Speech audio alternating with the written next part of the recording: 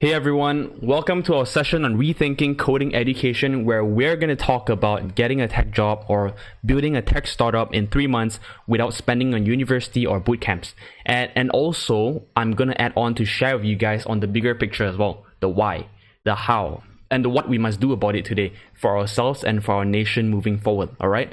And I'm super excited that you made it here today, and I want to congratulate you because this section is where I'm going to be revealing all of the techniques and strategies that have generated us and our community members a good number of success in landing jobs, freelancing projects, and building scalable tech products.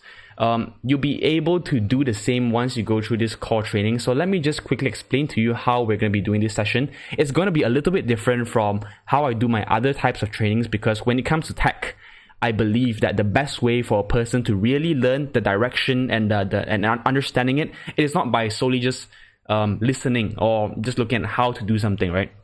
But what's more important is to know the why. Right, start with the why, and the hows and the whats will come after that. We'll also take a look at what the leaders in the industry are doing, reverse engineering what they're doing, and deconstructing layer by layer what they're actually doing. Okay, but before I proceed with that, can I see a show of hands? How many of you are here because you want to get a job in tech, or start freelancing, working from home, working remotely, getting employed? Right? How many of you?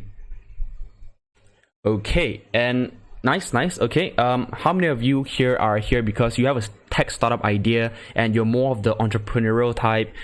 Maybe you burn a crap ton of money paying software agencies and decided that, hey, you know what? It's time to take the plunge and build it by yourself from scratch.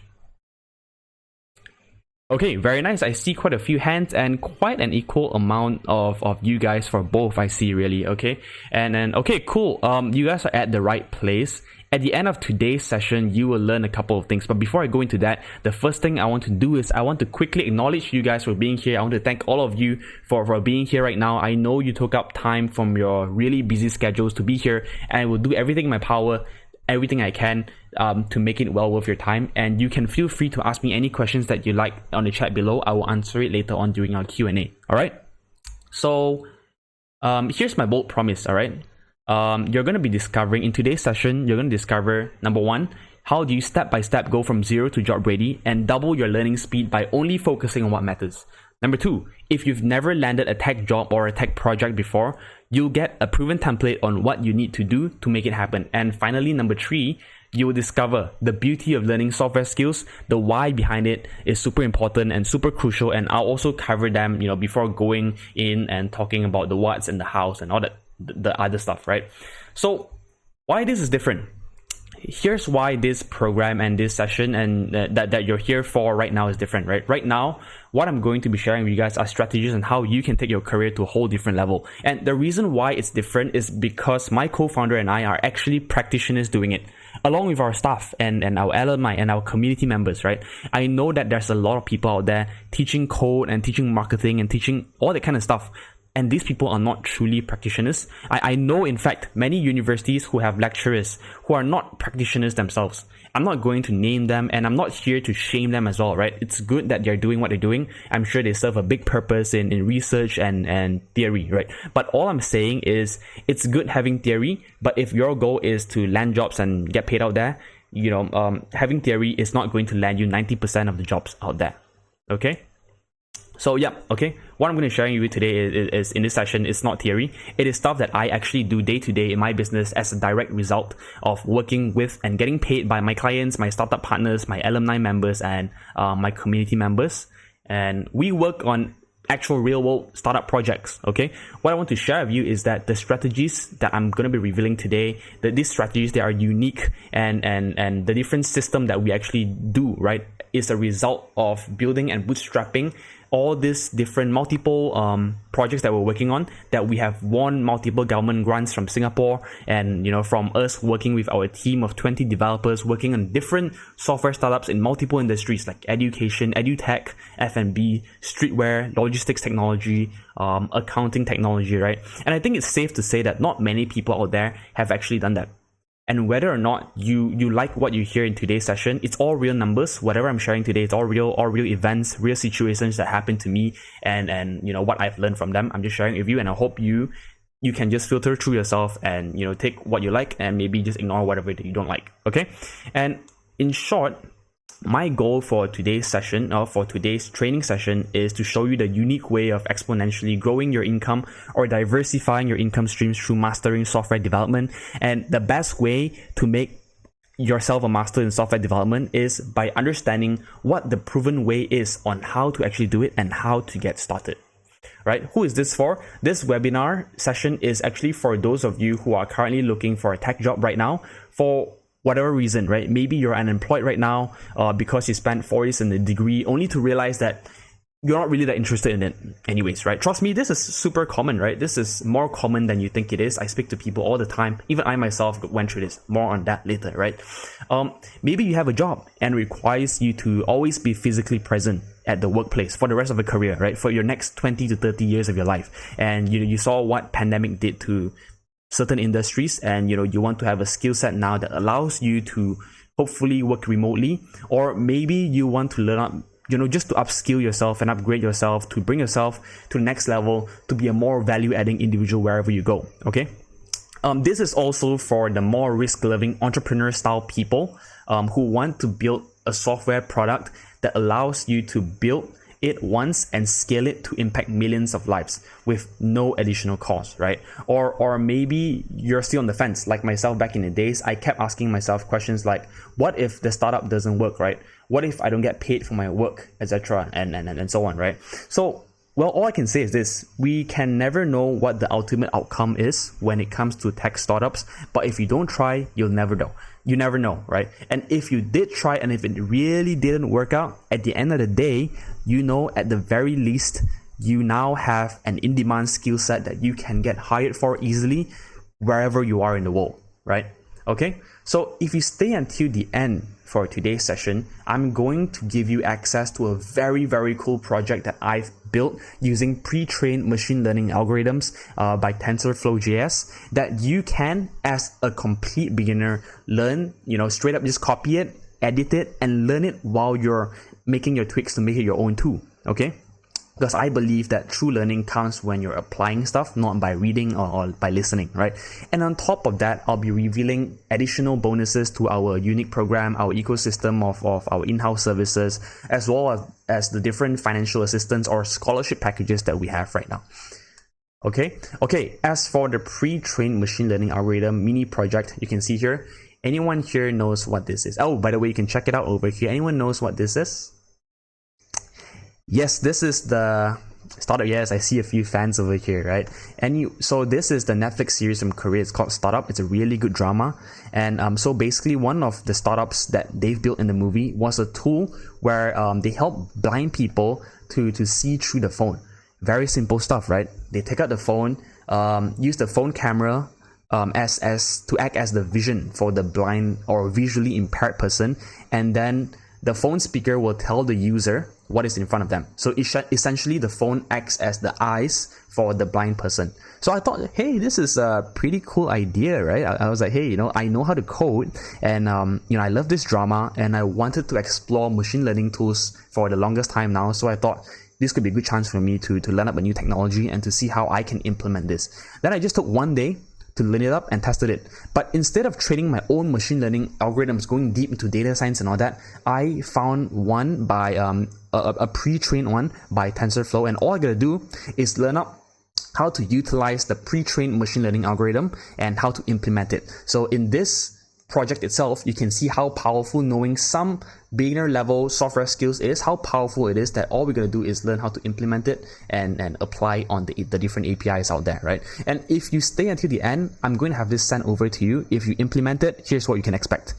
You're going to be able to understand fundamental technologies like JavaScript, HTML, Vue.js, GitHub, making API calls, and in fact, utilizing a machine learning model just from this project itself. And this itself will literally put you ahead of tons and tons of fresh graduates, because trust me on this, I know.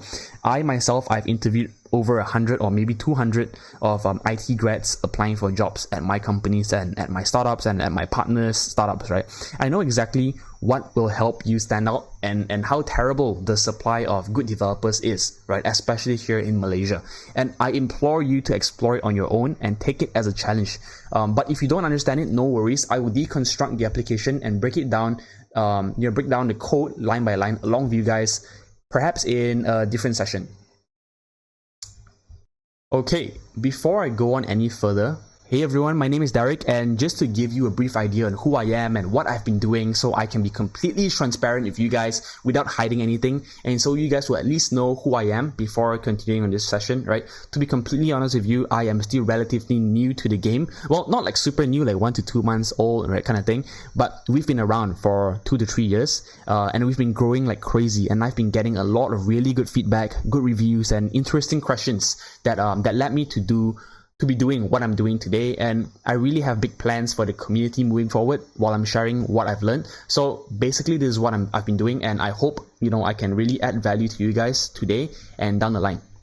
So for myself, I came from a finance background, and I've been working and actively exploring the VC, the venture capital industry, for a while in UK and in Malaysia. And for those of you who don't know what venture capital is, it's simple. Just think of startups today. Imagine yourself as a founder. You have a cool business idea, but you don't have the money to build it, right? Or you don't have the money to hire your marketing team, your design team, your tech team, customer service, so many other things, right? You need money to build a startup. You can't go to the banks because you probably don't have a good credit score, and there's no collateral when it comes to building a tech startup. So you need a big amount of money, and banks are heavily regulated, a lot of red tapes. They will not give you the money. So who do you go? Where do you go for this money? Anyone wants to try? Yes, I see someone saying go to the loan sharks, go to your alongs. Someone said go to your rich uncle. I mean, those work. Yeah, those work. Those are fine. But usually people will go to the venture capitalists or the angel investors as well, who will invest in you at a ridiculously early stage for you to get your ideas up and running, with the hopes of you becoming big someday, and they get 10 times or 100 times of their investment in you, and that's that, right? So coming from a background in finance, I always thought I wanted to be on the finance side of things, on the investment side of things, right? But over time, after dealing with a lot of VCs and dealing with a lot of really dynamic and impressive founders, the founders and the entrepreneurs really inspired me when I see how they move so damn fast, right? They learn super fast, and they just think very critically and creatively, right? And I've always been interested in business. So one fine day, while I was at my desk job as an analyst, I asked myself, what is it that I really wanted? Is it crunching numbers all day for my superiors? Or is it, doing a ton of research on companies? No. What I wanted to build a business. And I just asked myself one single question. What is the one skill set that allows me to build once and scale to impact millions or even billions of lives? It was simple. Tech was the only thing. Technology was the only thing that enabled that. Just think about it, right? Whatever you're using today, Facebook, Airbnb, your website builders, your WordPress, right? Your marketing tools, they are all backed by tech. I can guarantee that. So long story short, throughout my journey in this, I've had to teach myself multiple skills like marketing, tech, design, project management, business development, growth hacking to grow this company, the Hacker Collective, right? We are a startup builder where we work with different startups, and we're now very happy to have multiple early stage startups with us, working with really talented co-founders and also working on multiple six-figure projects under our portfolio. And we've just grown our community to have over 300 members. And this is really just the beginning, right? We have so many plans and products that we want to launch.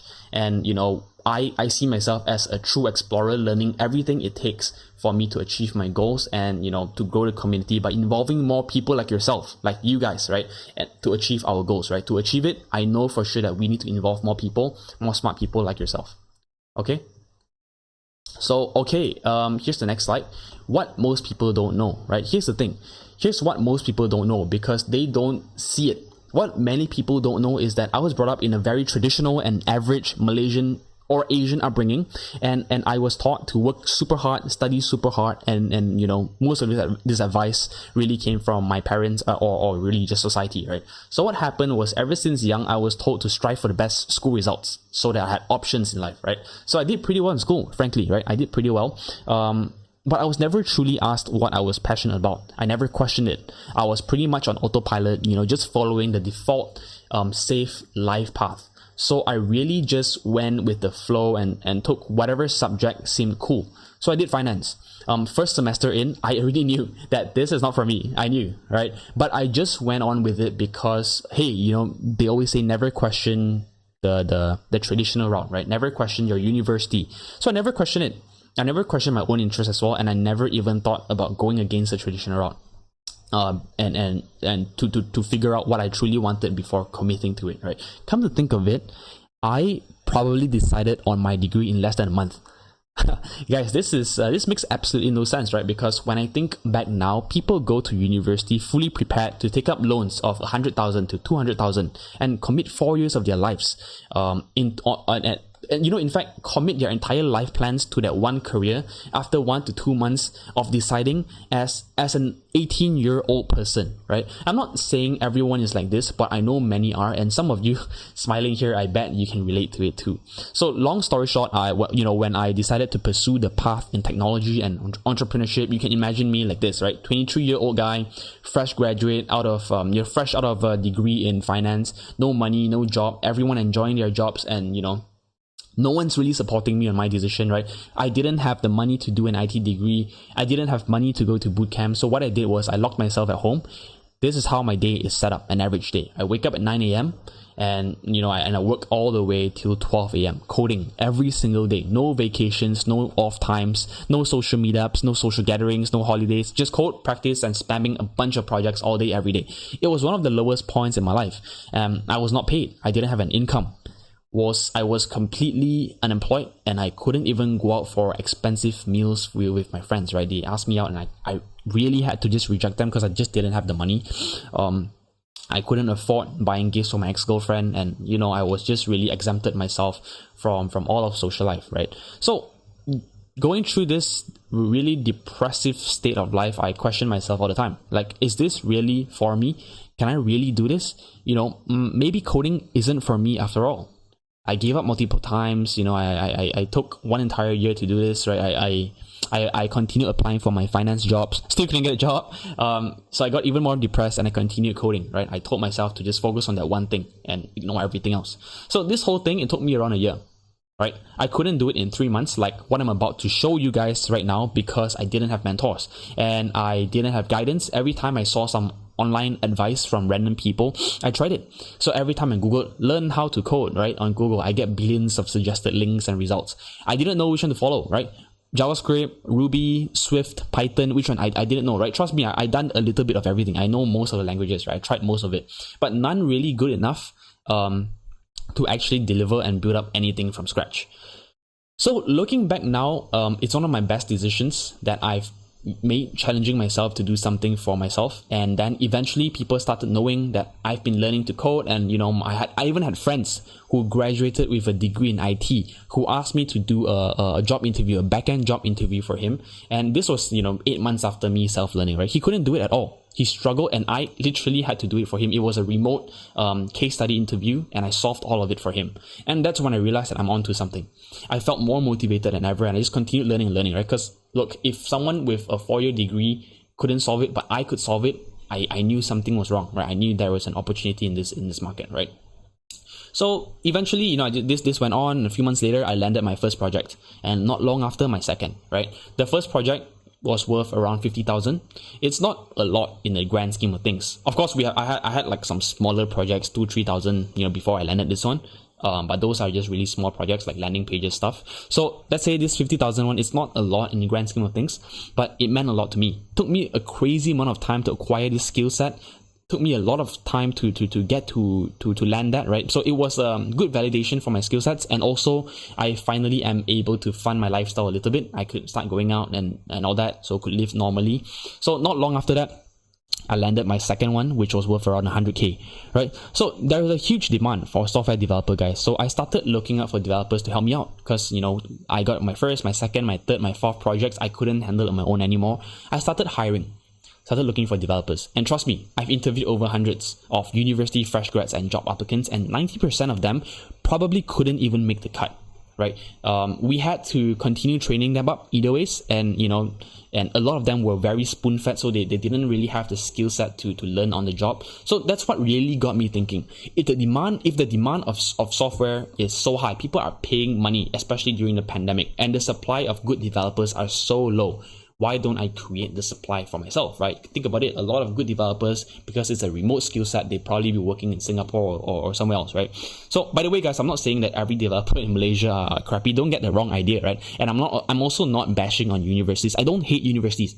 All I'm saying is, and all I'm trying to do is to provide a platform, an alternate path for people like me, okay? Back in the days, or for even, in fact, for people who are much less fortunate than myself. I've worked with so many people, refugees, or people from the B40 communities who couldn't afford universities, and they were all intelligent people. They learned super fast, right? We even provided some free programs to these people as well. But they just couldn't afford to get a loan, right? We all asked them, why didn't you go to uni and all that? They wanted to go to uni, but the system is working against them. They just couldn't go into it, right? So society, in a way, looks down on these people and belittles them, and it's just the way it is. But it shouldn't be this way. Okay, you know what? Let's move on. I digress because I'm sidetracking here. All right. So let's go on to the next slide. So what I'm saying here is, if I can do it, you can too, and I'll show you how, right? But to understand the how, it's always 100% more important to understand the why first, which leads us to the what, right? The why leads us to the what, which then leads us to the hows, right? No one ever tells a student why they should write something, why you need to do this assignment, right? Why are we choosing this topic to cover in your course, right? Why are you doing this homework, right? Is it because you need the grades? No way, right? Right? If you're learning something for the sake of grades, you're not going to go far. Understand your why. It helps you learn to think. It helps you go far. Nothing can get in your way, okay? It's the most powerful weapon you can have, by learning to think about your why. And knowing the hows and the whats, they're great, but they're not enough. The whats and the hows are all over the internet today, right? You can literally just Google how to code, right? But yet people are still unemployed. People are still not able to go far with their current skill sets, and employers are still saying that there's a huge talent gap. Why? Well, I'd say it's because society is so primarily focused on those two things. So let's just start with why, okay? Okay, the why. Our society, our future as a society and as a nation is at stake. Okay, so I saw this on a very good blog. It's called Wait But Why, and it's by a really smart guy. And in fact, my co-founder was the one who shared this with me, and he writes about a lot of things, from relationships to space exploration to startups to the future, to philosophy to technology. You guys should check it out, right? If you have the time, check it out. He writes a lot of very, very good stuff. So I'm just kind of like borrowing his materials to share with you guys here, so you can see the why that really inspired me as well, right? So when you look at this graph, what do you think? Yeah, drop it in the chat. Let me know. What do you think? Yep, I see someone saying, yeah, we're at the end of our linear growth as a society. Something big is going to happen. Yep, technology grows exponentially. Yep, you're all right? All these are all very good answers. It seems like a pretty intense place to be, right? Standing over here, right? But then you have to remember something about what it's like to stand on a time graph, right? Because the thing about time graphs is that you can't see what's to your right. Does that make sense? Humans cannot know what's going to happen in the future, right? We cannot assume what's going to happen onto the right of your x-axis. We can only make estimated guesses, and we don't know what's going to happen next year or tomorrow or even the next second. Because if you could see what's going to happen to the right of your x-axis, you'd probably be millionaires by now, correct? So here's what it actually feels like to stand over here, which probably feels pretty normal, right? It's literally where we are right now. Just imagine this, okay? I'm going to tell you guys a little story. Imagine taking a time machine, going back to the 17th century, right? A time when the world didn't have proper electricity, right? We didn't have phones, we didn't have computers, we couldn't have any form of long distance communication in the 1700s, okay? When you get there, you retrieve a guy, right? You bring this guy, bring him to 2015, and then you just walk around with him and show him and let him react to everything that he's seeing. Okay, it's impossible for us now to understand what it would have been like for him to see all this, shiny trains and all these cars, right? Imagine video calling with people who are thousands of miles away from you, rewatching a video of a musical performance that happened 50 years ago, having mobile phones that must have seemed like magical objects that allowed him to capture real life images, record a living moment, generate a map, all this fancy stuff. All these are all before you showing him the internet, before you showing him things like cryptocurrencies, nuclear weapons, or international space stations, right? But here's the interesting thing, right? If he went back to the 17th century and then he took another time machine and went back the same distance, he went back to the 15th century, right? He went to the 15th century, grabbed a guy and went back to the 17th century, right? And showed him everything. The guy from the 15th century would be shocked by a lot of things. He would be shocked, but it would still be a far less of this crazy, insane experience for him. Yes, 17th century and 15th century, they were very different. They were much less, but they were still much less different from the 17th century and the 20th century, right? Does that make sense? Okay, what I'm trying to say is that the 15th century guy would learn some really cool mind-bending stuff about space and physics when he went into the 17th century, but he'll be really impressed with how Europe turned out to be doing all this imperialism stuff, conquering the world and all that, right?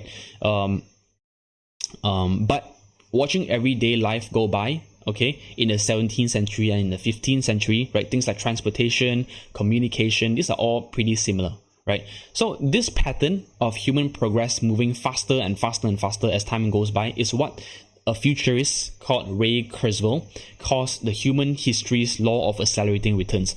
This is basically what it means is, as civilization or as humanity advances together, right, it advances, and the ability to progress, right, advanced societies, right, the further you are on the right side, advanced societies are able to exponentially, okay, progress exponentially at a faster rate compared to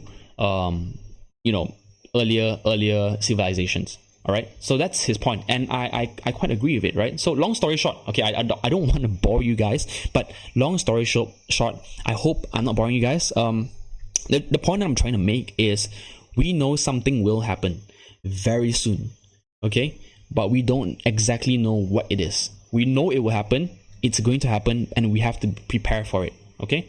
So this is a quote by Vinod Khosla, an Indian-American billionaire businessman and venture capitalist, and this quote perfectly summarizes it.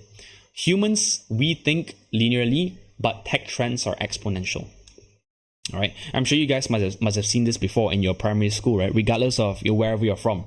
This is the frog in the boiling water syndrome. So apparently, what this means, for those of you who don't know what this is, apparently if you throw a frog into a pot of boiling water, it will jump out immediately.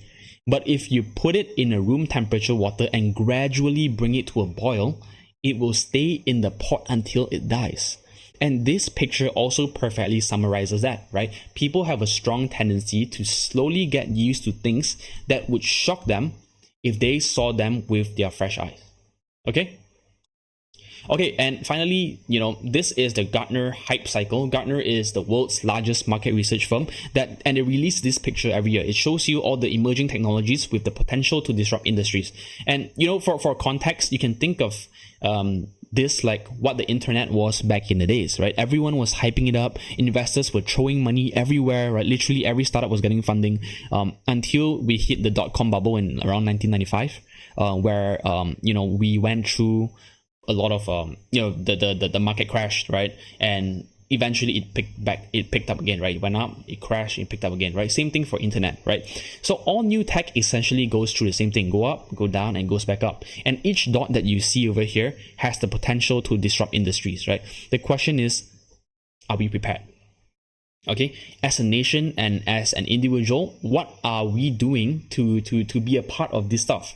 Are we even aware of it, right? How can we go the extra mile and take the lead in this and be a part of this, right? I sincerely believe that this is the only way our country as a whole can advance. All right, and here, Megan Smith, the CTO of US, is saying this. She thinks it's a practical vision. Imagine a country where all of its citizens have the ability to code.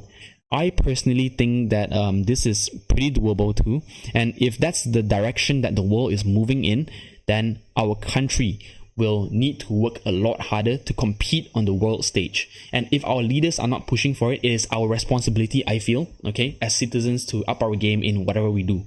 Okay, so now you've seen the why. Okay, whatever I've been sharing, you see the why. Okay, and we're going to look at what can we do and move on to discuss on how we can play a role in it. Okay, so anyone heard of the producer versus consumer mindset before? Yeah, just drop it in the comment box if you have, right? Okay, the next question is, are we a producer or a consumer society for tech? Which one are you, right? So here are some really good articles that I came across the other day, and you guys know what colonialism is, right? And, you know, anyone heard of digital colonialism? Yep. So basically, under classic colonialism, Europeans conquered different countries for profit and for power, and they pretty much took ownership and control of critical infrastructures and pretty much exploited weaker countries. You guys should know that, right? So basically, you know, under this arrangement, imperial powers, you know, the Europeans, they designed railways, and they bypassed villages.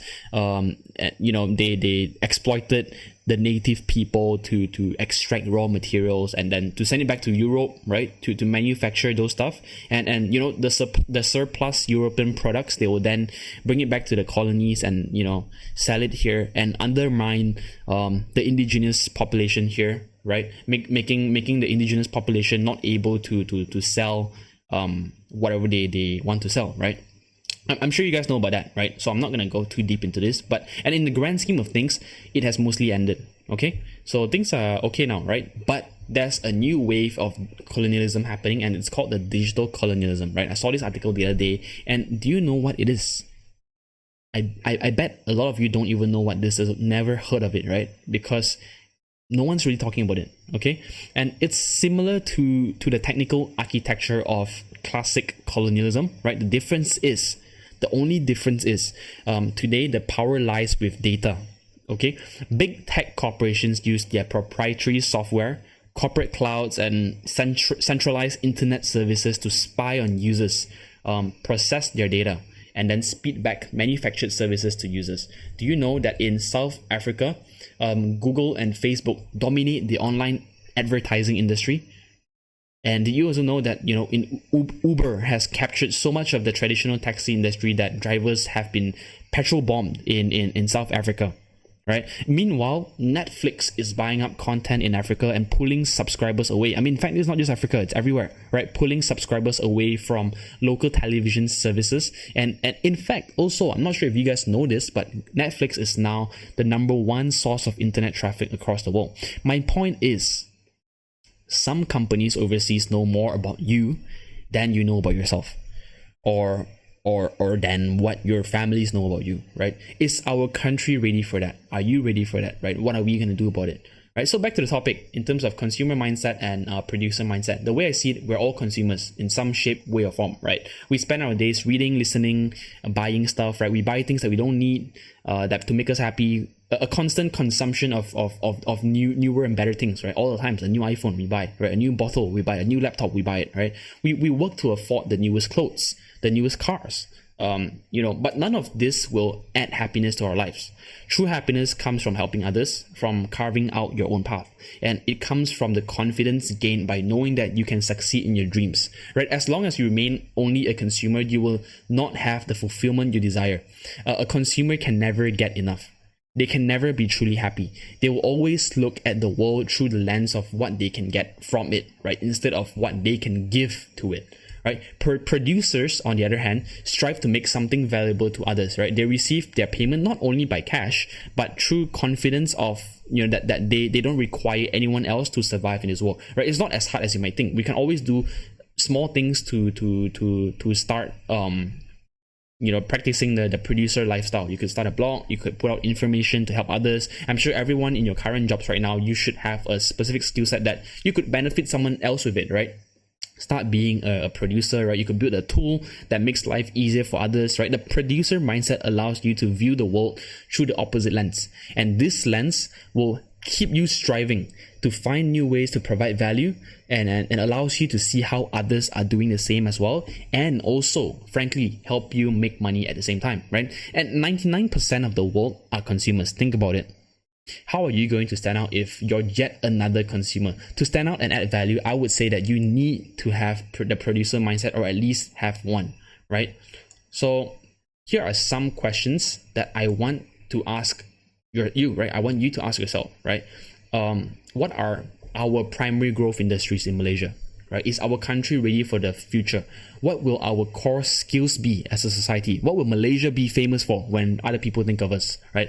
Well, how will Malaysia prosper and grow and not just survive? Right? Is our education system ready for this? Are we good enough to produce good techies in the country? And are we building a strong community for innovation in this country? I think the answer is pretty obvious. Last I checked, agriculture, palm oil, oil and gas, these things contribute to around 35 to 40% of the Malaysian GDP, which is okay in the past few decades, that's fine. But eventually we're going to need to grow the pie bigger, right? And the only thing that we're able to do so with right now is, we can do this is through technology and entrepreneurship. Because if you think of it, if you're from an economics background, you should know this, right? The primary factors of production in any economy are labor, capital, and land. Right? And these are all limited, right? Labor, capital, and land, they're all limited resources.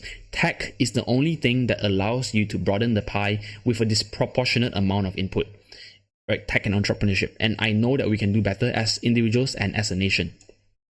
So this is the hacker mindset. This is exactly what we're all about at its core. Can you guys take a guess why we call ourselves the Hacker Collective? If you think it's a bit weird, isn't it, right? Such a weird name, hacker, right? Since we're focused on software education, and what we do is, by the way, what we do at Hacker Collective is we build startups, and also we teach people how to code, right? So we're focused on these two things. We could have easily called ourselves, I don't know, Rocket Coding School, or things like Rocket Startup Ventures, right? But instead we chose the word hacker, the Hacker Collective. Why? Anyone wants to take a guess?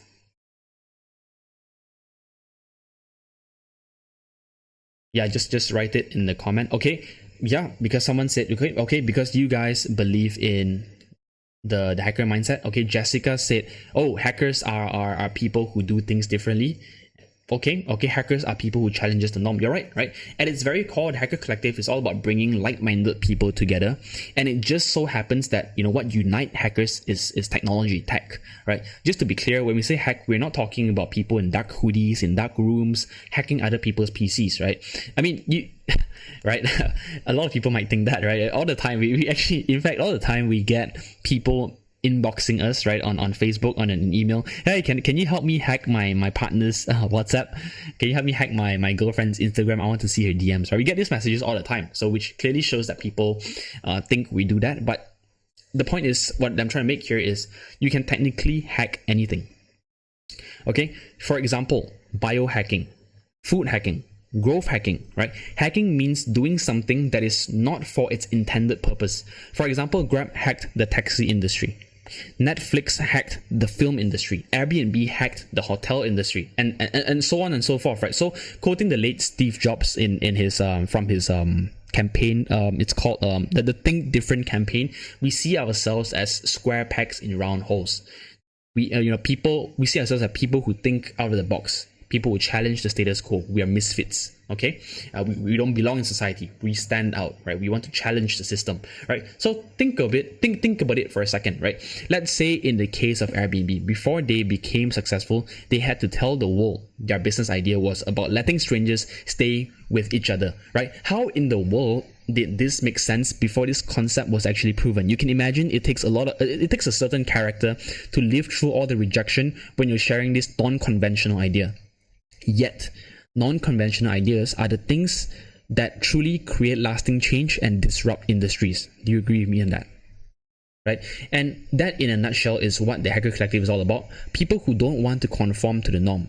Imagine bringing them to make friends and work together. I believe there's so much we can do, and there's so much we can build, there's so much we can achieve, right? I would even go as far as to say that each and every one of you who joined today's session, you're all considered as hackers too, to a certain extent, right? Ask yourself a question. Do you consider yourself an adventurous person who likes to explore new things? I bet a lot of you will say yes to that. Why? And if you say yes, you're right, because there's definitely something special about you guys too. I mean, right, yes, I can see you guys smiling. Yeah, I mean, come on, right? Who would see a website or a page called the Hacker Collective and still click on it, right? You know, a very normal person would probably see see our website, see our name, and they probably ignored us already, right? Probably say, what the heck, the Hacker Collective, what is this, right? They probably just ignore us, but in a way, our naming is kind of like a filtering mechanism, I would say, right? But you know, so in a way, we filter everyone who are hackers to only come here, right? So I mean, jokes aside, I really appreciate you guys being here. So now that we're done with the why and the what, here's the how. We will talk about the key points to upskilling in tech. And again, there's not only one way to achieve our goal to become or to upskill and to monetize quickly as developers, right? As I'm talking about the how, I'm talking about my perspectives and my thought processes and on the strategies that I personally use myself. And you should link it back to yourself, link it back to your why, right? Think for yourself if what I say is relevant. Think for yourself, okay? If it doesn't suit your style, you know, think for yourself. That's the point I'm trying to make, okay? So I discovered tech the hard way. You know, if you've been struggling, this is probably why, right? Here's the hard way. You probably go to Google search on how to get, you know, how to code, learn how to code, right? You can Google search how to code and get a ton of returns. You learn alone, you get stuck and you give up. Probably you don't know if what you're learning is relevant. You don't know what employees are looking for. You don't know if you're actually capable of doing it, right? You do all the tutorials out there in the world, all the code along projects, you copy it, you know, calling it your portfolio, and then employers know when you do that, right? So I spent a ton of time and money acquiring this skill, and you know, this is the not so easy path, which is the plan A, which is whatever I just mentioned just now, right? Took me a year and plus, and you know, giving up multiple times and all that stuff. Took me a lot of time. But now here's plan B.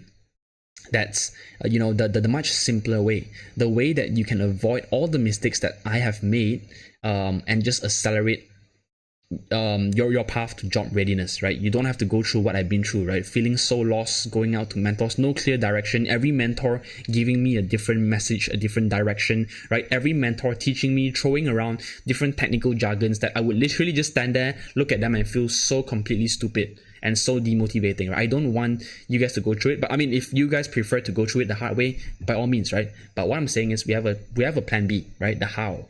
And that's a better way of doing it, which brings us to today's training session as well, the second part of the session, which I'm going to share with you guys, which is the 3 key points to upskilling in tech. Okay, key point number 1, scaling with tech. Why tech is the most lucrative career in the world, right? Think about it. Who else has the ability to just build anything they want with just 2 hands and a laptop? Who else can build a product that allows you to scale to infinity, right? With zero or you know, little additional resources, right? Key point number 2, roadmap cloning, right? How anyone can be an expert developer too, and even if you have no experience or zero talent. And finally, point number 3, how can you land more projects than ever, right? And how this works even better during COVID. So the first thing is this, scaling with tech, right? Who else has the ability to build anything they want with just a laptop, right? Why tech is the most lucrative career in the world. To convey this, I want to share a short story with you guys. This image here was when I was back in my internship. And this picture here, you can see I've taken with some of the smartest, really smart and bright people that I was working with. And this was during my venture capital stint, right? And it was taken before a VC networking event and, you know, in a pitching event where founders come to pitch their ideas and investors evaluate them and see if there was any interesting proposals, as well as cross-sharing among the participants. So we were just preparing for it, and I was just helping out, organize the event, you know, helping as a receptionist boy, doing everything. And of course, by the way, guys, these are all before COVID, so of course we're not wearing masks, just in case anyone's wondering. Okay, it was this event that really opened my eyes, right? Why? Because I met a ton of really interesting people. I met an entrepreneur and a founder who built his startup, right? I met another guy who got hired in a job paying him 20,000 per year, right? He was only in his 20,000 per month, right? He was only in his late 20s and they were both developers. I really admired how they had it all going throughout the event. So everyone who came for the event or signed up for the event or who were invited for the event, they were given tags, TAGS tags, right, to put on their t-shirt, showing if they are a founder or if they are a tech person or if they are investors. So there were 3 broad categories, and I was just counting how many developers are there in the room, and I realized one thing. The number of investors and founders far outweigh the number of developers in the room, right? Basic demand and supply tells me that there's an opportunity here. There are so many super bright business people there looking for tech partners, and they were like literally just queuing up to talk to the tech people, trying to recruit these tech people into their startup. And all the tech people were getting all the attention. So yeah, back to the first 2 tech people, right? So shortly after, halfway through the night, the other friend came in and he said that he just built an entire startup making 1 million per month, just coding and automating subtitles and, providing and editing tools for online creators. So the whole time I was just thinking, wow, this is it, right? I want this too. I thought this was crazy. He's easily making 10 million every year, working from home in a solo team and adding value to thousands or even, I don't know how many, but thousands or tens of thousands or even millions of users out there. And I'm sure his life was changed after that event, right? So I thought to myself, that's an amazing business model, to be able to make strangers' lives easier online with the tool you built and to monetize it passively, right? So I thought, you know what? I would like to be able to do what they did, right? Build a tech startup. And in the worst case scenario, if it doesn't work out, I'll just go back to get, I get a nice job, right? Because I have a very pro skill set now. I'll have a highly respected paying job to go back to. And this was the event that essentially got me started in tech. And I started to create different tech products in many different industries. In fact, I'm still doing it today. And I'm more than happy to share with you guys what we're working on, perhaps in another session. But with tech, it really helped us got our hands on multiple industries. So if you're someone who's interested in many different industries and want to explore, right? You don't need to limit yourself to one industry, right? This can be applied, tech can be applied to finance, to streetwear, authentication, to F&B, to logistics, to accounting tech, right? What I learned is that tech is probably the most lucrative and probably one skill that allows a person to disrupt pretty much all different industries. Okay, so yeah, in this slide, this is just a summary of what I mentioned just now, right? So with tech, you can join regardless of industry, you can stand out in each industry, and you can add value in each industry, right? Regardless of any one of it, right? The list goes on. Literally every industry today needs tech right now. Do you agree with me on that, right? Every industry can benefit from tech, especially the ones that were disrupted. So just quickly, just a quick one on this. Personally, I have gone hands-on and explored multiple ways to monetize my skill sets as a techie, right? And I discuss this a lot with my community members. Fundamentally, there are 4 ways. Either coaching and consulting, where you teach individuals how to code, for example. If you're good, in fact, if you're good, we will bring you on board as a teaching assistant. And we pay you as well, right? As we grow our community, we'll always need more and more good teaching assistants because we have more and more students, right? Or if you could be a consultant for a small business, or maybe your friend's business, or helping and guiding them on how to monetize or automate their stuff, right? Or even if you are more advanced level, you can help companies solve advanced issues that require your expertise. Then, of course, you can go into the freelancing. That's the obvious one. Not going to go too much on that. You guys should know what that is, right? You do a project for someone and they pay you. Then finally getting hired or building your own tech startup, right? So there are many ways you can monetize. And so just to move up, next up on this is also an interesting insight on why tech is so lucrative. It literally pays off better in a similar size project, right? Let's put all else constant for a project, right? Compared to most other digital roles that you can think of today. Let's be fair and compare it with digital roles, right? I've done projects and I've freelanced in each of these roles, right? Trust me, I've got projects on this before. I've gotten paid for it before as well. And I can tell you that all else being equal, the ticket size, okay, the amount that you're gonna pay, the amount that you're gonna be paid for a project is usually higher on average for tech. These numbers are just numbers that I saw on the internet and also based on my experience.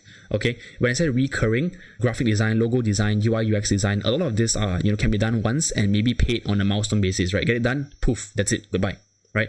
But tech is something that you got to consistently and constantly maintain and build upon, right? Because over time, if someone is running a tech startup, you will need a team to maintain it. You cannot just build it and just say goodbye to it, right? So of course, it takes a lot of time as well, right? For tech, if you were to build a good tech startup, the barriers of entry is also a little bit higher when it comes to learning tech. So it takes a lot more time to build your programming mindset compared to maybe say learning graphic design. And yes, finally, the best part of it all is all you need is your laptop. And compared to things like real estate, which is another famous route people use to become rich, right? You don't need for heavy machineries or different tools or legal fees or land or raw materials, right? Or hiring a big team of labor to work under the hot sun. All you need is your laptop, your hands, your brain, and you can literally build anything that you want. So that's it for point number 1, okay? Scaling with tech, why tech is the most lucrative career in the world, okay? And I hope that helped you understand it a little bit better. So moving on to point number 2, which is roadmap cloning. How anyone can be a developer too, even if you have no experience or zero talent. What does this mean? Well, simple. People always ask me, right? Hey Derek, what technology stack should they learn? Is it Python? Is it JavaScript? Is it Swift? Is it Ruby? And a lot of developers out there seem to like to debate on, what's the best tech stack to learn.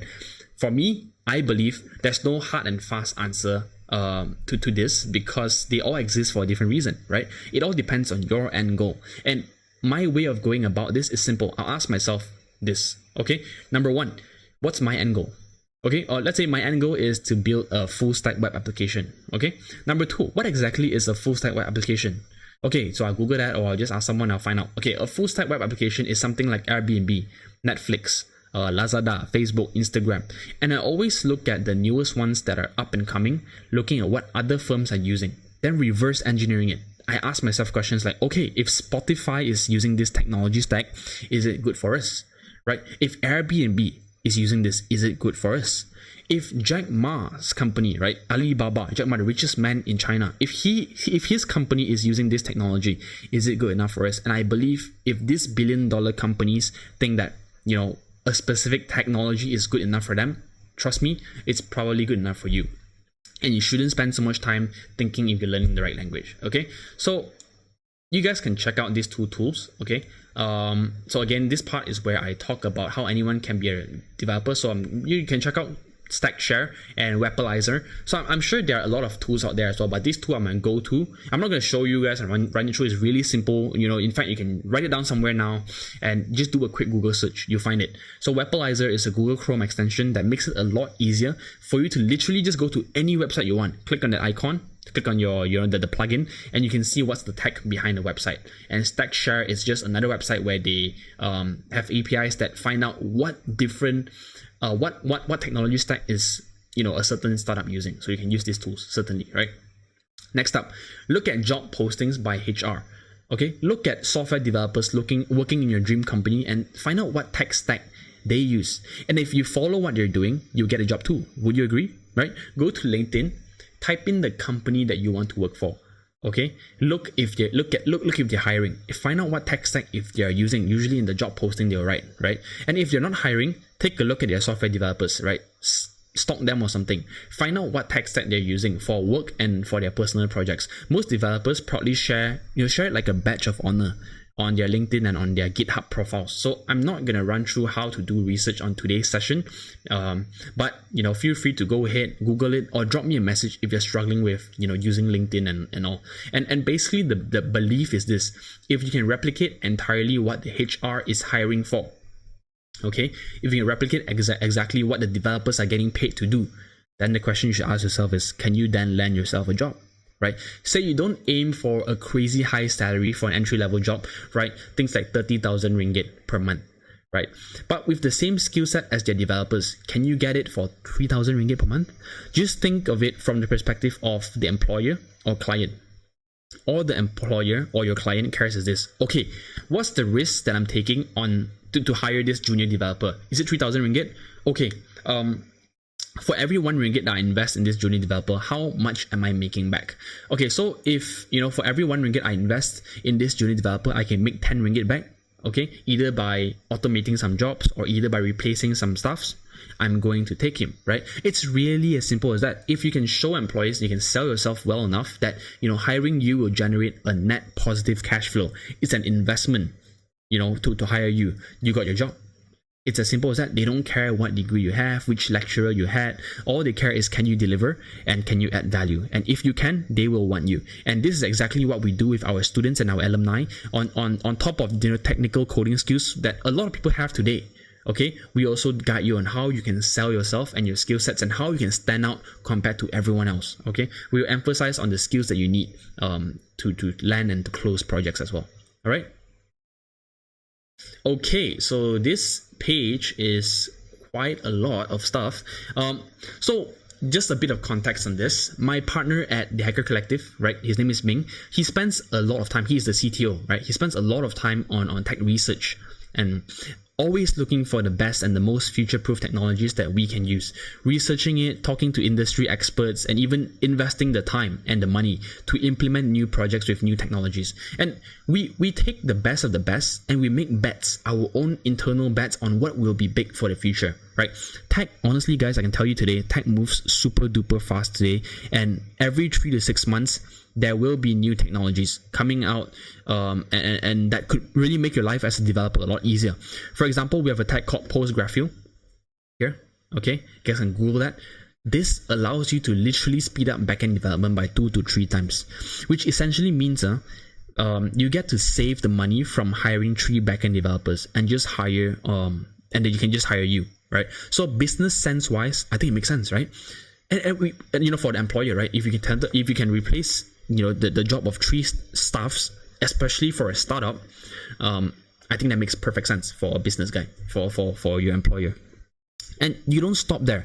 We constantly make it a thing to upgrade our curriculum accordingly. So whenever we see good technologies to be included in the program. Look, guys, universities, they cannot do this. It's way too expensive to change the curriculum. And, you need to get approval from the Ministry of Education. You need to, upskill the different lecturers. What if you have 10 lecturers, you have to upskill all of them in a new technology. You have to change all your lecture books, your resources, right? You just can't do this, right? It's way too expensive, and this is why most of them are still stuck with very, very old materials. And again, guys, I'm not bashing on universities. It's just the realities of how things are right now. So this is the roadmap that we came out with. Okay, right, we start off with web development fundamentals. Okay, then we go into, these are all front end, and what I'm saying here is, regardless of how much time you spend, if you spend your time learning HTML, CSS, and you really master JavaScript, right, this is the one thing that you need to focus on. You master this, okay, let's say you give yourself 3 months to master this, you can get a front end job. And we also included UI, UX, and Figma as well to help you in terms of, oftentimes when you pitch an idea to clients, they don't know what they want. So UI, UX, and basic level. I'm not going to go advanced Figma, but let's say basic level Figma is good enough for you to draw a mockup for you to close projects, and that's what we really want. Okay, learning about APIs, what are they, right? What is JSON? How do you communicate with the backend? How do you make calls to the backend? What exactly is front end? What exactly is backend, right?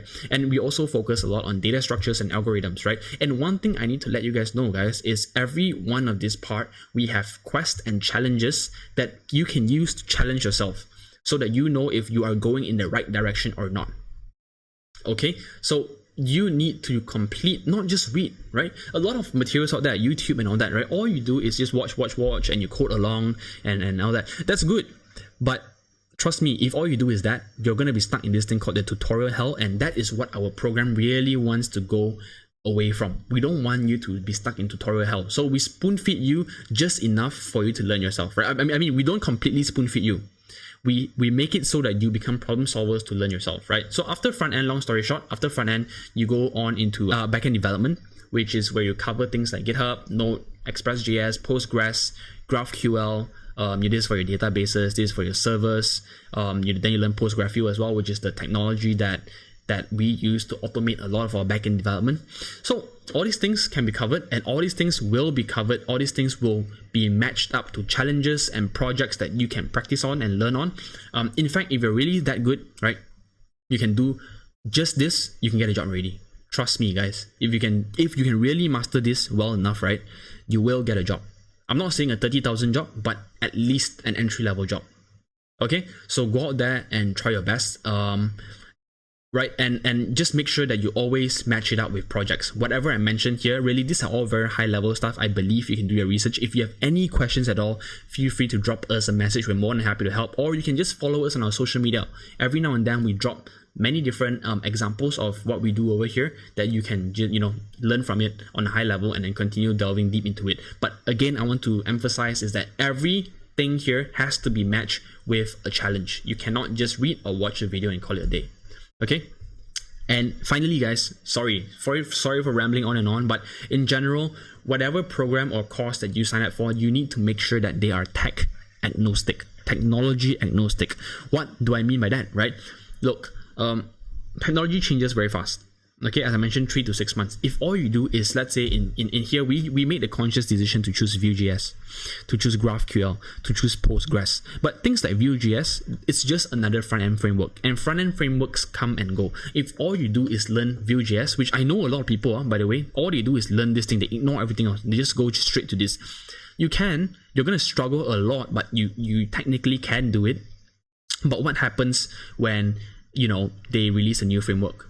Then you pretty much become unemployed because you have to start from scratch. But if you have the basics, the fundamentals, if you're technology agnostic, you are able to do that, right? Just to elaborate on that as well, right?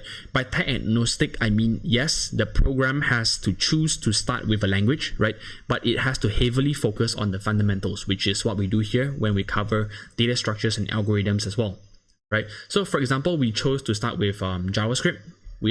We make sure all of our students learn JavaScript really, really well. And trust me, once you've done that, right, you will be able to learn another language like Python or Ruby really quickly. And if you ask me how quickly, right, I would say if you really put your head to it, probably a few weeks to a month, you will be able to pick up another language. Okay, so again, focus on the fundamentals. No worries, we've done the research, and this is the tech stack, the technology stack that we came up with. And trust me, you will not go wrong if you just follow this and don't spend your time going everywhere. Learn a bit of Python, learn a bit of Ruby. Don't do that, right? Focus on one and just get started. Alright, in this page, this is the 150 days coding challenge that you can follow on as well. You can just take a picture of this or, write this down somewhere. You can follow this roadmap like a Bible, okay? You will definitely be able to build your own web application. And again, I understand, when it comes to things like learning to code, people don't all learn at the same pace. Some people may take longer, some people may take lesser time. Some people have some foundations already, that's why, right? Some people may have a full-time job and have a family to feed, right? They can only commit 2 hours every day. Some people are complete beginners and they can commit full-time 12 hours every day. So this timeline here is just the timeline assuming you spend more than 8 hours a day. Okay, and if you add it up, it's around 3 to 6 months, assuming you're consistently putting in the work. If you follow this, trust me, right? If you follow this timeline according to 8 hours per day, you will get there and you will be able to get a job. And always, test yourself and work on projects. Okay. Yep. So, here are some case studies of our past students. You have Yi-Chang, we have Melissa, we have Kais, we have Michael. Okay, the point I'm trying to make here is all of these people, they came from very normal backgrounds. They didn't, some didn't go to university. They don't have a special or privileged upbringing. They don't really have, crazy talent for coding as well, right? No crazy talent. They're not special. That what I'm trying to say is that, right, before they started, they too didn't believe in themselves and they didn't know whether or not they could do it. And I still clearly remember each one of them during their first call with me, right? They were all very unconfident and I had to talk to them and motivate them, and they took the plunge. And look, today they all achieved their goal, right? Some of them, their goal is to get a job, some is to start freelancing. They achieved their goal, and I'm really happy for them, and I have an interview with each and every one of them over here, and many more, in fact, on our website, right? You can watch them here on hackercollective.co/stories.html. Check it out later on when you have time. Go and check it out, and hopefully their stories will inspire you and motivate some of you here, because these stories are meant to support and inspire you guys, because I know back in the days, it helped me a lot. Okay, watching videos of podcasts, people in the journey, it helped me a lot. And the point is to have a community going together with you. And if a common man like me or myself or even them can do it, you definitely can too. Alright, so it doesn't stop here. Tech and coding skills are just the starting point. It helps you enhance your skill sets in pretty much any role, and you can get further. You can further develop your skill sets to focus on the niche, like front end, like back end, right? Like project management, like UI UX, DevOps, data science, cybersecurity. These are all doors that will open once you understand the fundamentals of technology. Okay, so all these skill sets over here, fundamentally they all require coding skills. And so with this, you can see how anyone can become a developer even if they have zero experience or no experience, like how you saw, you know, the roadmap and also how they did it. Okay. All right, so moving on to point number 3, I believe that when it comes to technology, coding and software, it is your duty and your moral obligation if you have a skill set that actually genuinely helps people, businesses, and the economy.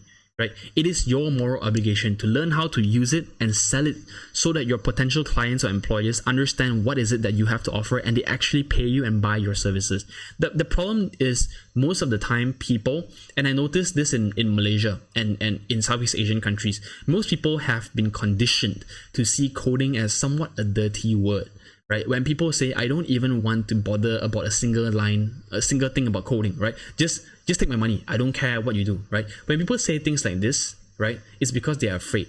They are misinformed. They don't know about technology, right? They say, just take my money. I don't want to learn coding. I want to stay away from it as much as I can. Just make sure you do your job properly, right? And then after that, the developers don't do their job well, then they wonder why, what happened, right? It's because they didn't communicate well enough. So that was me once. And I personally, I have burned a lot of money in hiring freelancers and developers. I had a lot of miscommunications, and you know, to me as a tech person, when people say that, frankly, today, when people say that, that's music to my ears. Why? Because the more people don't want to do something, the more that means there's a opportunity for me to stand out. Okay, let's look at foreign countries like US. They're paying their developers $100,000 per year. For normal startups. For places like Google or Facebook even, they make $200 to $300 per year.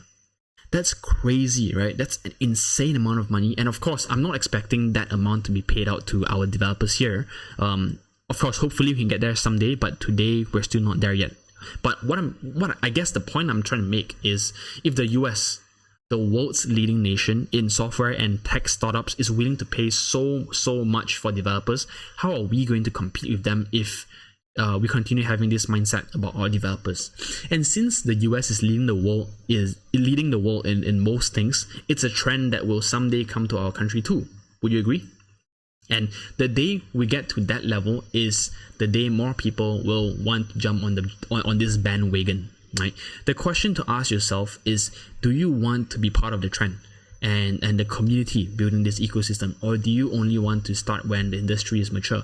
Of course, you want to be here even before the industry matures, right? You want to have the first movers advantage and make the most out of it and stand out from everyone, right? And be here before the mass market realizes its potential, right? So as for the pandemic, okay, what does that mean? Currently, we're in a pandemic. So one thing I know from talking to business owners is this: companies are putting a pause to their operations. They're shutting down, they're downsizing, right? They're firing people. Imagine gym owners, travel agencies, hair salons, factories, you know, physical store owners. Most of the traditional business sectors in our country, they are all disrupted. The bosses don't know what to do. They are curious to explore new ideas now more than ever, right? They are more desperate more than ever right now to explore new ideas, to diversify, right? But where will they go? They will be, you know, they're going to explore things, and you know, they want to explore tools or ways to be able to do things differently, and that often leads them to us. The reason why I'm saying this is because I get this all the time. People are scheduling calls with me all the time right now, asking me to do projects. Okay, and it wasn't like this back then. Right now, people are always looking at new ideas. They want to explore new things. It all boils down to us, the techies, to build the solutions for them. Moving on to employees, right? For employees, their jobs are affected, and I don't foresee it getting any better anytime soon, right? There will be new people joining the tech industry, and they will always want new skills. They will always want to look for mentors, so you can be the mentor for them. That makes sense, right? So, you know, that is a good opportunity for us, I would say, right? And look, the demand for tech talents, right? I'm just showing you some research that I've been doing. I've been reading up, I've been looking at articles and all that. This whole time I'm always looking, right? So what I'm trying to say is this is not just me throwing numbers around. Okay, here are actual real world researchers done by, you know, masters, graduate people, PhD people, or researchers. Okay, in 2020, 50%, you know, nearly 60%. Look at this, nearly 60% of fresh graduates couldn't find a job. Imagine going to uni for 4 years and you can't find a job. Imagine that, right? And this is a report done by the Malaysian government called the Graduate Tracer Study Report, where they do it every year. So you know this is legit, right? And you have other articles like the one over here. 83% of CIOs struggle are reported to struggle, you know, hiring tech talents. And then over here, the tech gap is even larger than you thought. Over 1,500 CIOs mentioned that. Okay, so all these articles and reports are published recently, right? In 2019, 2017, 2020, 2021, right? Tech skill shortage is an all-time high, right? You get the idea. And what I'm trying to show you here as well, I even in fact took the time to screenshot this to show you guys. Here I took the time to, I did some brief research right, on software jobs, and I even made sure to include the word junior, because if I remove junior, there's going to be a lot more jobs out there, right? But I include the word junior here just to filter it down even more, so you can see there are around 1.5k jobs in Malaysia itself. And since tech is a job that allows you to work remotely, I've included Southeast Asia and APAC. Right, so you can see that there are around 9,000 or almost 10,000 in Southeast Asia, and almost 180,000, almost 200,000, right, in Asia, right? And on top of that, there are 2 very recent articles in Malaysia this year. Check this out. Take a look at this, right? I took a look at this as well by Vulcan Post and by the Malay Mail. These companies are looking to hire, and these are new articles in 2021. They're all very new. Okay, July, they want to hire 1,500 people. So the demand is here. Okay, so yes, right here you can see why now is the best time to do it. Yes, I agree that the ecosystem here in Malaysia might not still be mature enough, but I believe that if we put in more time and grow the community and show the value that tech can bring to the table, like proposing ideas to your employers, right? Proposing your skill sets to help your employers cut costs, or even help employers digitalize their business to diversify their income streams. People will start seeing it and they'll start appreciating it a lot more, right? Therefore, it's your duty. Even if you, for whatever reason, you cannot commit full time, you have debts to pay, you have real life issues to worry about, whatever it is, right? Or maybe you're just a really slow learner. Whatever blocker or whatever excuse you have, I'm telling you it's 100% possible and 100% doable. It's just a matter of time.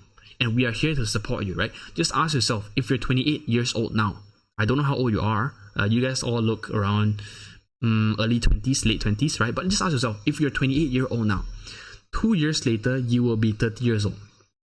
With or without this skill, you will be 30 years old. So why not be the 30-year-old version of yourself with the skill set?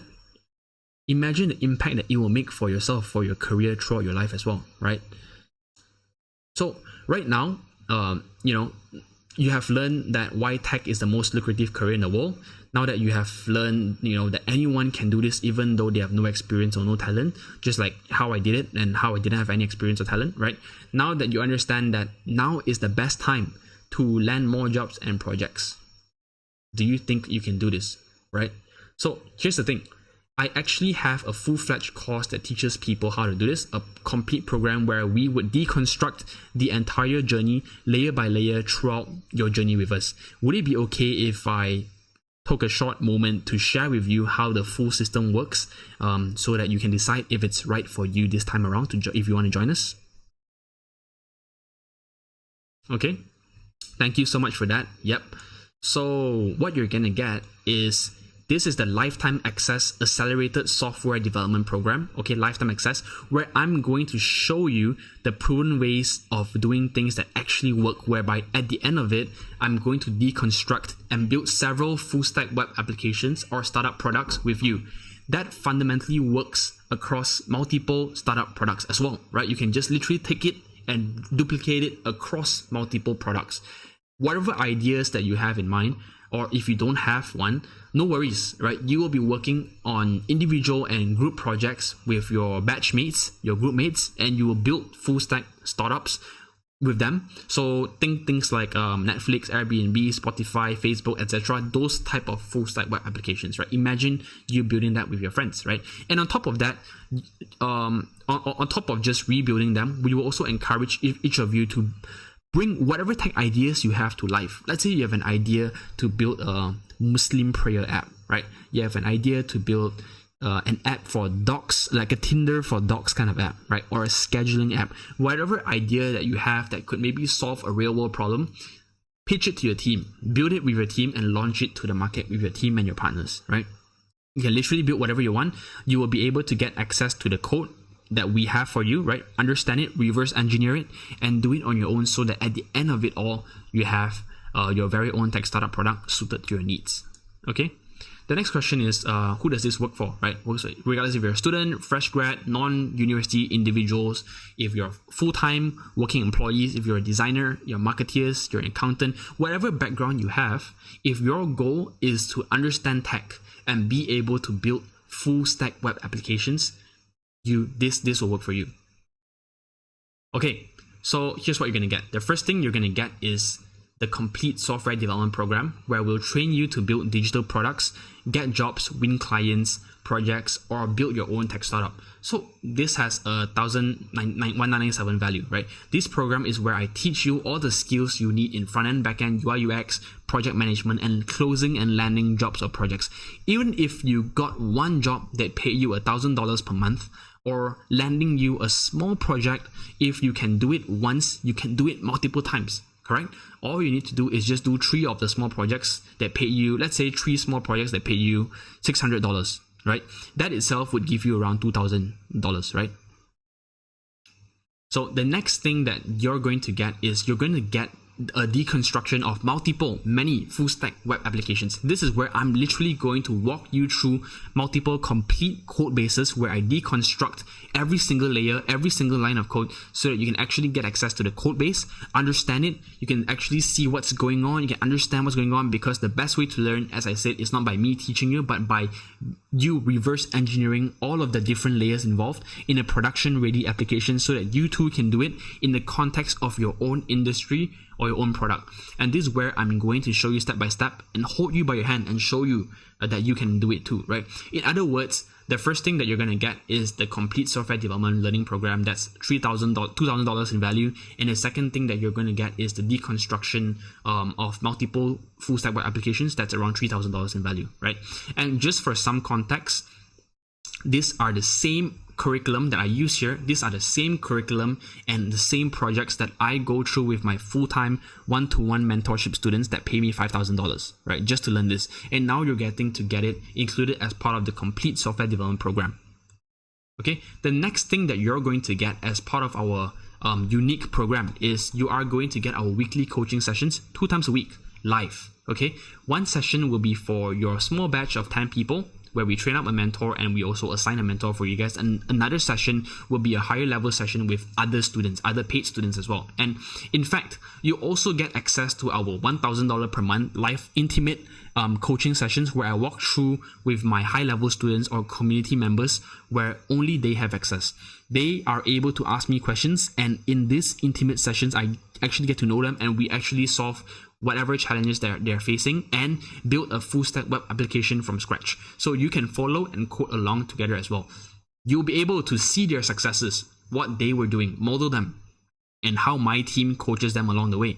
And this will all be included as part of your program, which is this program that you're going to get, the Accelerated Software Development Program. In other words, the first thing you're going to get, okay, is the complete software development program for $2,000, and the deconstruction of a full stack web application, which is of $3,000 of value, and twice a week coaching sessions that you can learn from other students, make new friends, and learn directly from our real actual in-house software engineers, and also our alumni, right? This is something that they pay. My students pay $1,000 a month, but I'm going to be included here as $3,000 value for this thing. Okay, so you're also going to get priority access to freelancing and part-time projects. As I mentioned, we are a startup builder. Our main business is in building software products. So as you can imagine, we pay slightly above market because we prioritize tech so much, right? And we work with the best technology stack. And because of that, a lot of people want to join us in our company. We have no time to vet who's good. Like I mentioned just now, right? 90% of the people I've interviewed couldn't make the cut. Okay, it's very hard to find good talents in Malaysia. So we have no time to vet who's good and who isn't. So most of the time, whenever we have an opportunity, which we always have, right, we will hire 100%, we will hire and give priority access to our immediate students, regardless if it's on a freelance basis or a full-time basis to get a job. Okay, they will get the opportunity first. And we get a ton of job applications every day. Just imagine landing one of these projects that we provide. That would be a value of at least $1,000. Would you agree? Okay. So that's like a 1 month salary of your fresh grad salary, right? Your average size of a, or you know, an average size of a small size project. Okay. Next up, you're also going to get, this is the best one, unlimited lifetime support forever until you achieve your goal, right?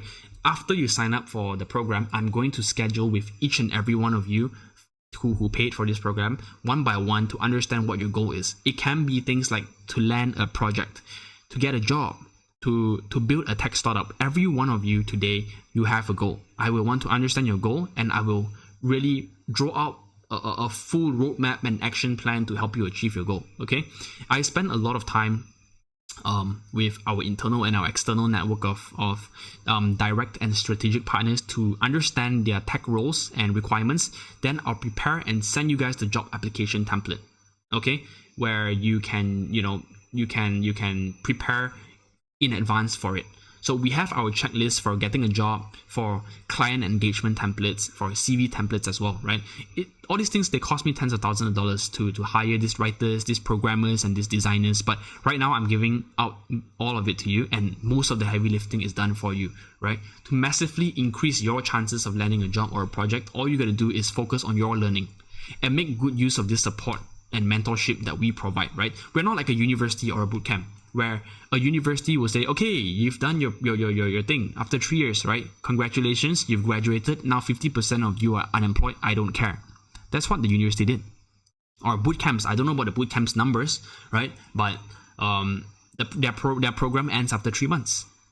So they just say, okay, good for you, graduated, 3 months, goodbye, right? For us, it's a lifetime access. Okay, and we try our best to massively increase your chances of landing a job, like going out to a network of partners, like going out to other companies to get their direct hiring process, right? So to really just to help you, speed up your learning and really help you secure your jobs.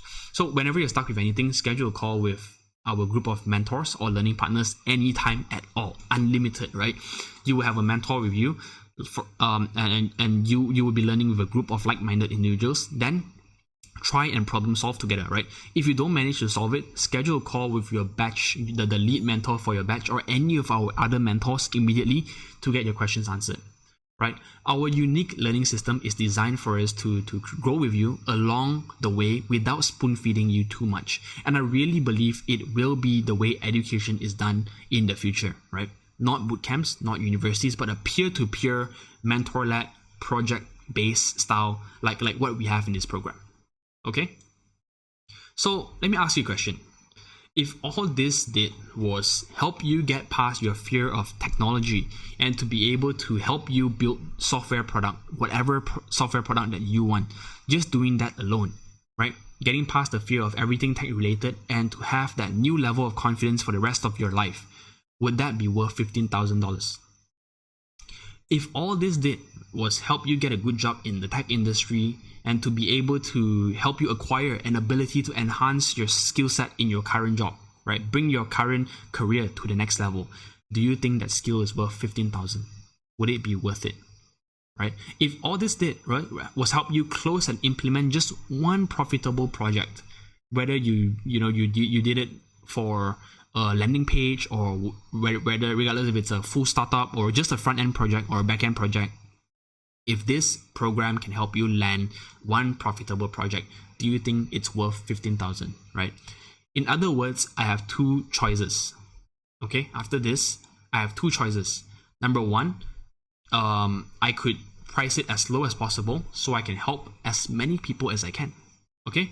Or the second option that I have is I can charge it at a slightly higher investment that will enable me to focus on it, create a better product, better quality, and cater to a group of serious people. Because I know this myself, right? Tech is not something that you can just learn in a weekend and call it a day. I've seen a ton of tutorials or courses where they promote things like learn how to code in 5 minutes, right? Learn how to code in a week, that kind of thing. Okay, when it comes to coding, it's like working out. You don't just get fit over a weekend of hard work, even if you train 24 hours. It just doesn't work that way, right? The same applies to your programming muscle, your programming mindset. I decided to go with the more expensive option and with a higher investment, because that way I know that, you know, I'm working with people who are serious about putting the work in. My team and I, we tried the cheap model, right? We waste a lot of time talking to people who clearly didn't do their homework, people who clearly were just testing the waters, right? We don't want that. Okay, we want to dedicate our time, our full focus, only to those who are serious about this, not those who are just touching the waters, trying to get their feet wet and think, oh, this is cool, right? I'm only wanting to work with people who are really serious, and you know, that in that way I can dedicate my time, my focus, my energy with these people and ensure their success. Okay, so you can see that, you know, this is a pretty good deal at $15,000. But because you're on this training session today and you stayed all the way until the end, and in fact, you want to see what's a good deal, right?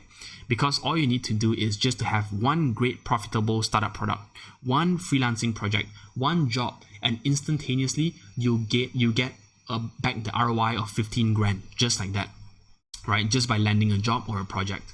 Right? Because you guys are here today and because you made it all the way through this webinar, this session, just for today, it's going to be $997, which is around 417 ringgit. You will get lifetime support forever until you achieve your goal. So right now, after you register, after you enroll, you receive an email on the onboarding process, and I will reach out to you personally to find out what your final end goal is. Everyone has a different end goal. I know that. Some people prefer to get a job. Some people want to freelance. Some want to be a project manager. Some want to build a startup. And if you say that your goal is to get a job, right? I'm going to ask you, get a job in how many months? How much time can you dedicate, right? Everyone has a different commitment. So I will get on a call with each and every one of you to craft out a unique path and a full, complete action plan for you. And remember, I mentioned that, you know, there will be additional offers on top of this offer, right? Here it is. Just for today, right, we are offering an additional $200 off on top of the final price. If you proceed with your enrollment now, or you know, we're going to check within a day of your registration, you can apply this on the promo code on our checkout page to claim $200, right? You can promote either go to this, click on this link, go to this link, okay, hackercollective.co/enroll2.html, or you can just bank in directly here and send us the receipt to any one of our teammates, right? So you can just proceed directly. If the payment link is still up on this website, if it's still active, that means that we're still open for registration for the upcoming batch. And if it's full, the UI will automatically show you that we are fully booked, and you will see a link to reserve your slot for another batch. Or if you have a Malaysian bank account, just directly bank in here and share the receipt with us. All right. Okay. We also have a flexible payment option where you split your payments into 3. The promo code will not be applicable for this arrangement, and you will have to proceed via this link over here only, right? You cannot direct debit for this. We've already charged way below market price, but it's really just a substitute for anyone who wants to make it a lot more affordable, right? And for those of you who wants to apply the promo code on this website, this is it, okay? And if you want to bank in directly, you don't need to apply it. So, yep. And we have an ongoing campaign right now. If you refer a friend to enroll, you will both receive $50 cashback. Again, you just got to message any one of our staffs. Just inform us and we will send it to your bank account within 3 working days. Okay? Okay, so this is the new scholarship initiative that we just launched. Okay? Because whatever we're doing here, our goal is to promote an alternative to the current expensive and university path, right? So I'm offering an additional $100 off if you didn't and you don't intend to go to university. All you got to do is message any of our staffs after you've completed enrollment to inform us, and we will validate this information with you, and we'll directly send it to your bank account within 3 working days as well. So regardless if you're Chinese, Malay, or Indian, or a refugee, or a Punjabi, right, you will be eligible for this scholarship, because I believe education should not be racist at all. Right, everyone should have rights to it. So again, this is the link that you want to go on, right? All right, we'll only have 12 people per batch to ensure that the most optimal attention to each student, so we don't end up like universities, right? Or online courses, right, where there's one teacher to 1,000 or 10,000 students, right? Or universities, right? One lecturer to 100 or 200 students, right? Tied to one lecturer. And our mentors are all software developers who are actual practitioners on the job. So if you click on the link in the previous page and it works, you can just proceed with the payment. Don't worry if you see a UI that says it's fully booked. We'll slot you in automatically in the next batch, right? We will not disqualify you or whatsoever, right? The number one thing that I realized that slows a lot of people down is them getting overwhelmed and giving up when they try to figure things out on their own. I see this all the time, right? I'm sure at some point, some of you might have had the same thoughts too, right? Coding is tough. It's not for me. I tried it and it didn't work out, right? Okay, as I mentioned, information is cheap today. Content is cheap. You could just go online or go to Google, type in, how to be a coder, right? My question then is, if all this information is out there already, why are most people still not able to master the skill set or get jobs? Yes, I'm sure some can, right? In fact, I did it myself. But from my experience, almost 90% of people out there struggle with this. Why? It's because of this thing called the information overload and tutorial hell. They get overwhelmed and then they quit. Right, you feel like it's so tough and you just can't piece the things together and you just quit, right? They think that they're not able to do it themselves because they don't have the talents, or when in fact it comes down to having a system, right? A community and a learning system on how to do it. They don't have an accountability group to keep them going. They don't have mentors to support them. They were doing it all alone. Okay, rather than following a method that works, rather than having a mentor, rather than having a coach, they struggle in silence and slowly lose motivation and lose hope over time, right? And I don't want that to happen to you, right? So here's the thing.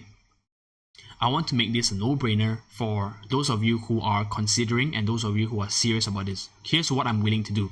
Come and join us and commit to the program, only if you're really serious about it, right? Because if you're serious about it and if you commit to it, do the challenges, do the projects, and you manage to complete and graduate from the program, and you still can't manage to reach your goal that you joined us for, right? Let's say you fail to get a job, you get your money back. As simple as that. I'm that confident that if you put in the work and actively participate in our training, right? If you commit and if you're serious about this and you still can't get a job, you will get 100% of all your money back. Okay? Notice one thing. I'd like you to know that either way you're still gonna pay. What does that even mean, right? So either there's only two ways you can do this, right? Either you pay me, and by learning it through me, my experiences, and all the mistakes that I've made, the thousands and thousands of dollars that I've spent learning, or you can go out there through trial and error and make the exact same mistakes and take one whole year to do it, right? It's up to you. And, right, think about it. If a couple of years ago, if I didn't say yes to my mentors and I didn't say yes to all the courses that I paid for, if I didn't say yes to continuing my education when it comes to technology, what do you think I'll be doing right now, right? I probably would still be in my previous job, working away and, just being a normal employee where I didn't get to bring myself to my potential. I'm not saying that I'm at my peak right now. I am definitely far from my peak.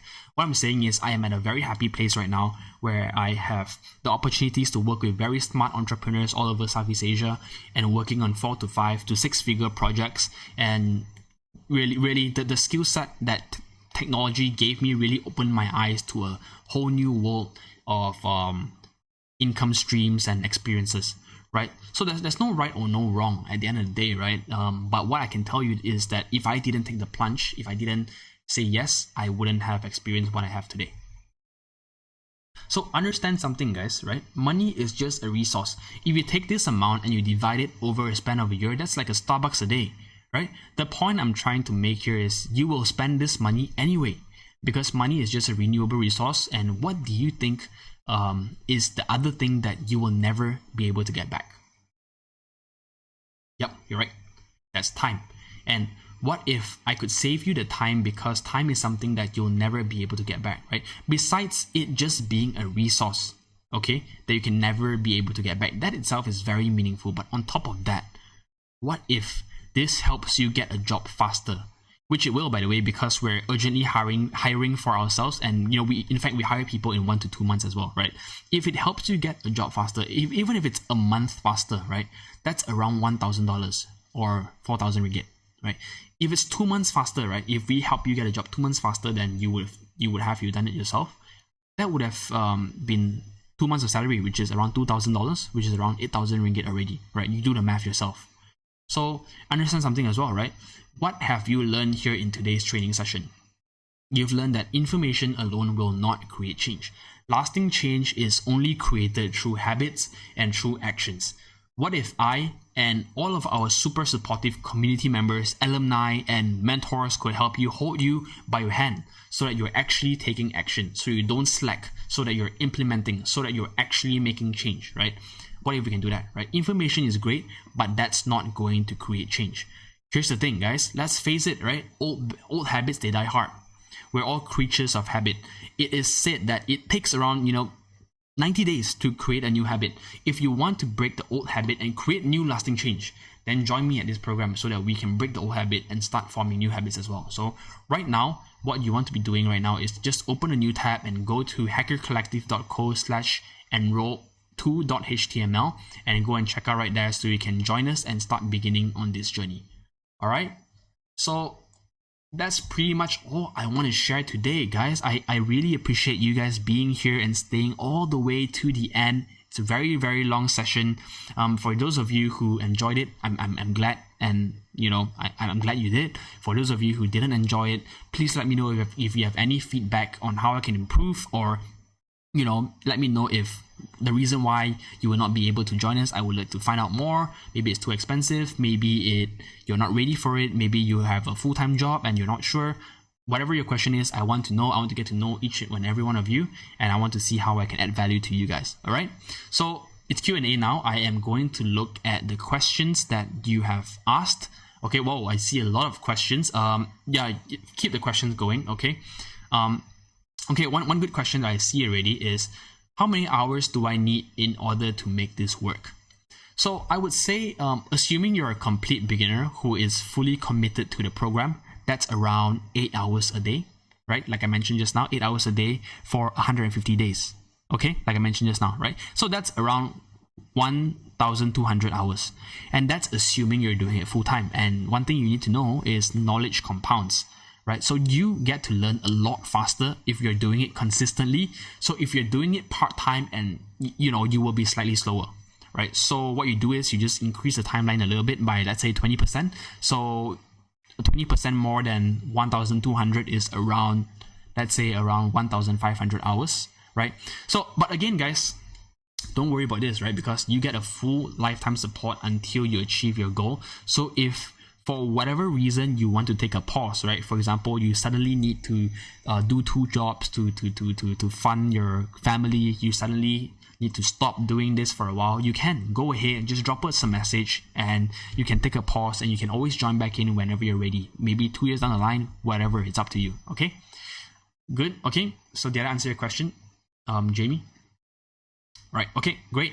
So Jacob here has a question. How long before I can get back my investment? So that's the same answer as what I said just now, right? Around 1,200 to 1,500 hours to get your skills up. You cover your investment with your very first project or your first salary, right? I can confirm that based on our past students, and even just based on my own past experience as well, right? Okay. Okay, Wen Jin. Okay, I'm 17 years old with no technical background. Will this work for me? Of course, right? The fundamentals hold regardless of your age, right? If you put in the hours and you really sincerely commit to it, this will be perfect for you, right? Employers don't care about your age. Okay, if you tell them, hey, I'm 17 years old, but I can build a full application, and this is the startup project that I built with my team. and all I ask for is not 10,000 ringgit. All I ask for is a junior role. Can you hire me? The employer will still say yes. All right, so just to summarize my answer, yes, you can, of course. Okay, another question over here, right? I'm 37 years old with no technical background, right? Will this work for me? Same question, right? So regardless of your age, coding is a lifelong skill set. To me, right, 37 is still super young. And in the grand scheme of things, right, if you think about it, and you assume, let's assume retirement age is around 65 years old, okay? And we can agree, right, that we start working around 22, 23 years old, right? At 37 years old, you're barely halfway to retirement, right? So coding is a lifelong skill. You want to have this skill set as an asset for yourself that you know you can utilize throughout your life for the rest of your life. So definitely, yes, it will work for you as well. Okay. Okay, Joanna, can I do this part-time? Yep, we are completely project-based, which means we are not time-based. We're not at uni, right? Where uni says, I don't care if you're a super fast learner or a super slow learner, we are going to end the program in 4 years, regardless, right? We're not at boot camps where we say we don't care if you're super fast or super slow, we're going to end it in 3 to 4 months, right? For us, we are project-based, which means the program accounted for your commitments and your learning speed, and we don't force you to commit full-time, right? You work at your own pace, and you will be partnered up with someone who has a similar commitment and similar goals as yourself, right? So you guys can advance together as accountability partners and, you know, achieve your goals together, all right? Okay, Adam. Adam asked, I'm bad at math. Can I really do this? Okay, this is a good question, right? Math is, I would say, guys, math is not a prerequisite for coding at all. Yes, of course, it helps to have math, right? But if you talk about math, like what the PhD guys in uni, or all that alphabets and all that, the equations and all that, probably not. Okay, what would be more important is things like logical thinking. Okay, logical thinking and problem solving. Can you solve the problem at hand? Can you be creative enough to solve that problem that your employer is facing, right? Using logic. And for us, we spend a lot of time working on the fundamentals. In fact, that is literally all we focus on in the first month. So we focus on fundamentals with our students, and we believe that anyone can code if they can remain determined and they put in sufficient time and effort. That is the only requirement that we have, and I believe anyone can do it. Okay. Okay, all right, guys, I'm going to take one more question. So, Melissa here has a question. I went to a boot camp and I couldn't get a job. Oh, wow, okay. So she said, I went to a boot camp and I couldn't get a job. Do you think you can help me? Okay, so, Melissa, we help our students secure jobs, right? And the Hacker Collective, we have partner companies that will aid you in your job hunting process, okay? Aid our students in their job hunting process. We continuously partner up with other companies to increase employment opportunities and job opportunities for our students, right? Think of it this way.